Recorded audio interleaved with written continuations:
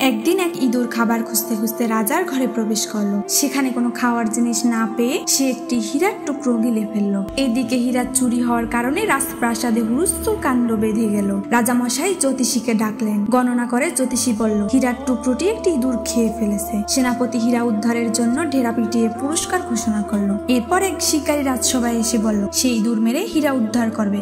শিকারী যখন ইঁদুরটির খোঁজে বের হলো, তখন দেখতে পেল হাজার হাজার ইঁদুর একে অন্যের সাথে দল বেঁধে রয়েছে। একটা মাত্র ইঁদুর সবার থেকে আলাদা। এক জায়গায় একটি ইটের উপর বসা, যেন সে সিংহাসনে বসে আছে। শিকারী তখন ওই ইঁদুরটিকে হত্যা করে তার পেট চিরে হীরার টুকরো বের করে রাজার হাতে তুলে দিল।